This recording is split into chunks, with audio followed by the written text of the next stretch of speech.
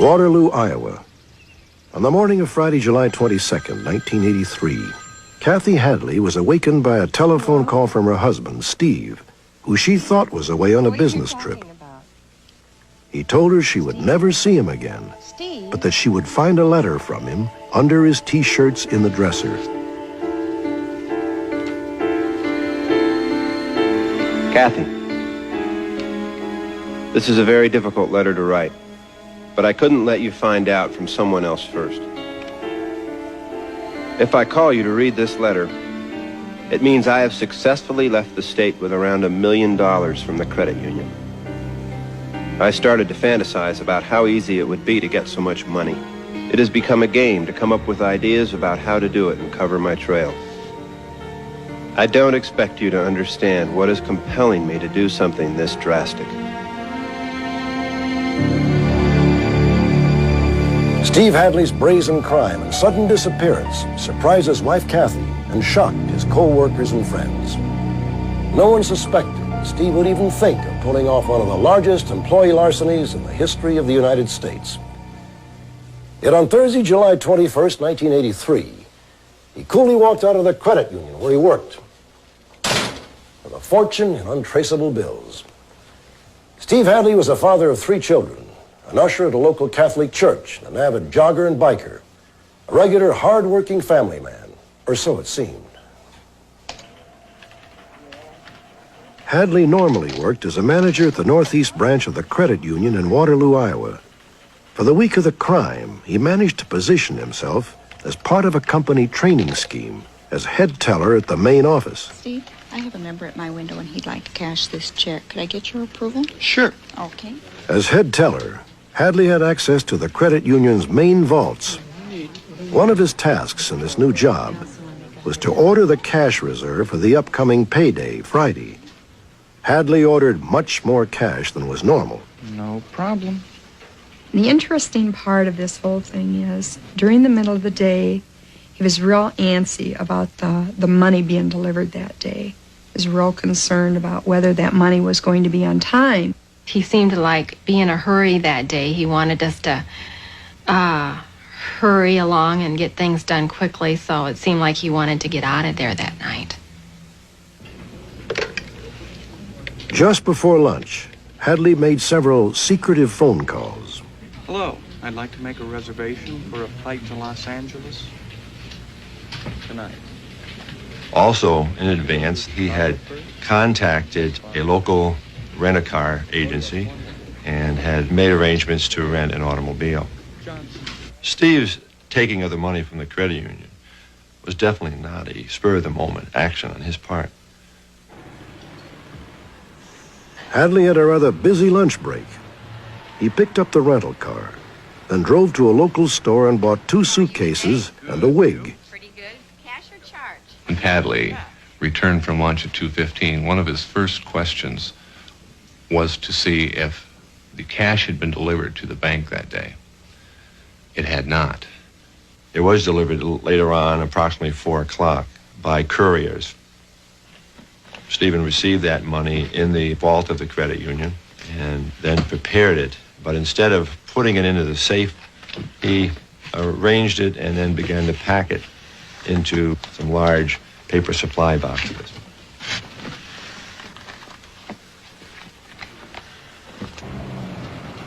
Despite his well-laid plans, Hadley did not get away without a few close calls. At about 4:20, teller Vicki Ehlers experienced a problem with a pneumatic tube at her drive-up window. Vicki went to Steve for help. When I went into the vault, I did think the money stacked up there was unusual, but then I also thought maybe that was Steve's way of counting the vault down.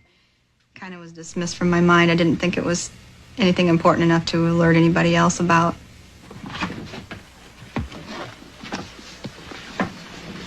Between 4:30 and 5:15, the vault camera recorded a clear picture of Steve moving the piles of cash.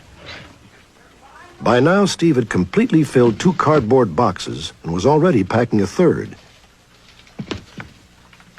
After he'd finished, Steve began to concoct a fake balance sheet. Again, he was interrupted. this time by teller Alice Waterman. Steve, are you having trouble balancing? No.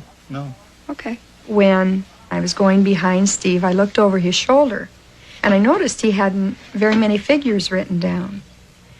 And I was getting in the top vault.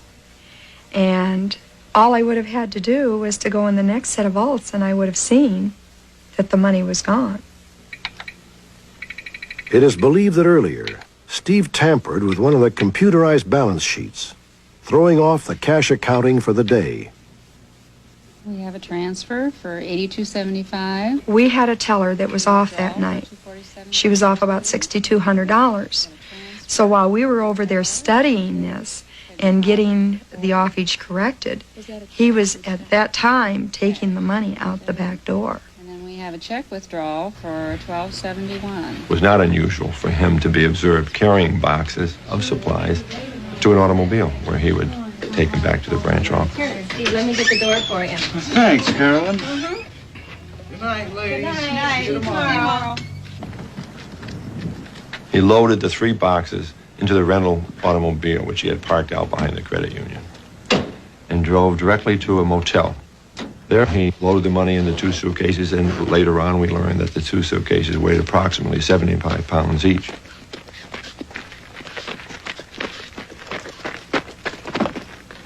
He went then to the airport where he checked in, checking both of those 2 suitcases through to Los Angeles, California. On the day of the crime, Hadley signed a commemorative autograph book for the office manager who was retiring. Layton, going from the known to the unknown will be an uneasy but exciting feeling after so many years. Leaving is hard, giving up so much. But like the poet said, leave not with a whimper, but with a bang. Steve. I think it's carefully describing what he was about to do. I believe Steve proved nothing more than he was a common thief. Or maybe an uncommon thief. Steve Hadley's friends are mystified as to why he committed this audacious crime. Did Hadley simply want to become an instant millionaire? Or were there other more subtle, psychological motives? I think the major thing that motivated Steve was to prove to the world that he was a very intelligent person. Intelligence meant perfection, and I think he wanted to prove to the world that he could do it. In retrospect, I don't think Steve was after the money. I think Steve was after the recognition.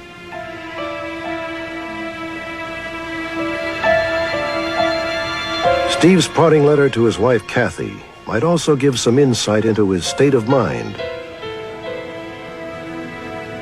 Kathy, I've been a failure about being a man, a husband, and a father at home.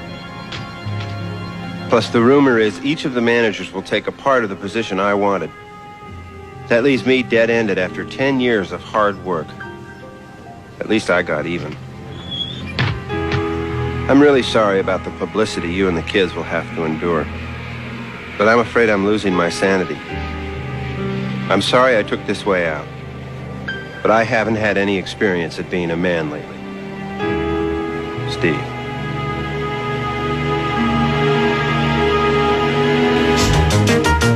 Update. Steve Hadley has been arrested. Last month, the FBI distributed thousands of wanted posters of Hadley nationwide. The police in Friendswood, Texas, near Houston, recognized Hadley as a local resident. I knew immediately who it was. There was no doubt in my mind, and when I showed it to the other officers who've been in the investigation, they knew right off it was the same person.